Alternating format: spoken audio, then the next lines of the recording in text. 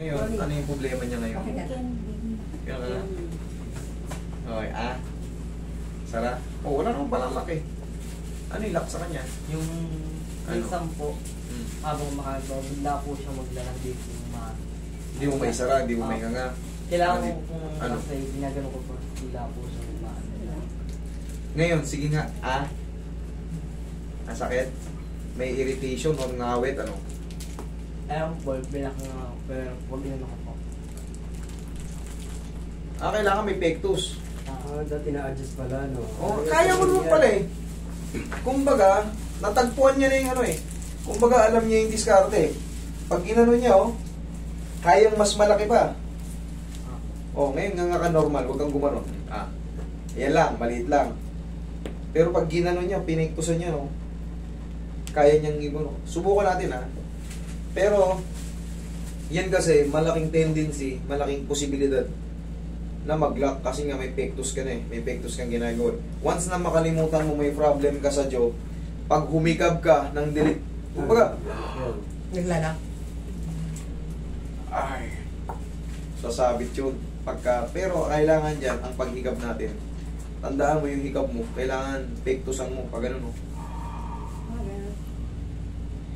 kahit gaano kalaki, basta ilubog mo doon ng konti. Huwag kang ihikab ng bara-bara. Maglalak yan. Okay. Nasubukan mo na ba yung naglock ka ng ano? Kaya nga lang tumagal siyang isara or ang hirap ibuka. Hindi, yung matagal pa lang po yung mga 5 minutes pa na po ganun. 5 minutes yung tagal. Okay, sige. Dito ka. Lipat ka rito, idol. Pamasahin nila, ano? Sige ka nga. Okay, isara. Pao ba yan? Hindi yan pao. Iba yan. Iba yan. Pao. Iba ba yun? Sige nga. Dahan-dahan, sara. Nabigit pa rin sigat na siya.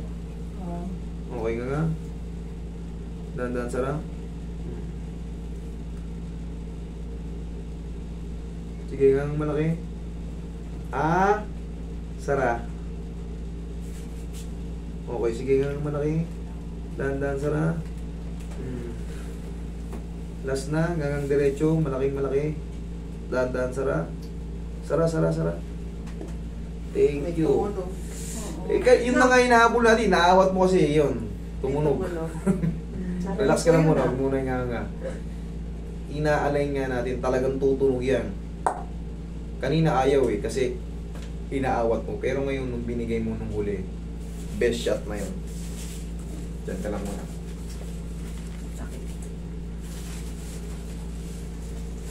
Maninibago ka ngayon.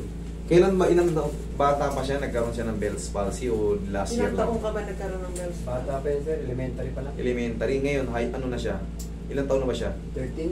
Ilan taon? 14? Ngayon, 13. 13. Ang elementary is 7 years old. Oo, Siguro mga 9 or 10 siya, no? 9 or 10. O di 3 years ago. No? Ngayon, pero ang Bell's palsy, napicure naman yan pag bata pa. Kailangan mo lang i-massage yung mga muscle na tinamaan. Kasi may mga ano yan pag ano, no? Madali na. Dati wala na nga. Tapos minsan napapansin namin, yung ngiti niya iba na, parang umingiwi na siya. Yun. Yes, may ganun, no? Siya. Pero, magkaganon pa man, i-massage mo lang yung idol na pungingi, pati sa mata, parang nalalalag. Ganon-ganonin mo lang, ganyan-ganyan mo lang. Kinakain niya yung salita niya. Ganyan-ganyan nyo lang yan, massage niya lang yan. Tapos, siyempre, habang nanggigigil yung isa, lumalaglag naman yung kabila. Yan. Para ma-relax. Ganyan-ganyan mo lang. Huwag mong pipektusan, straight ka lang, hanggang malaki. Kanina may pektus ngayon, nga. Sara. Bis na, walang masakit? Wala po. Okay. Walang masakit. Thank you. Okay.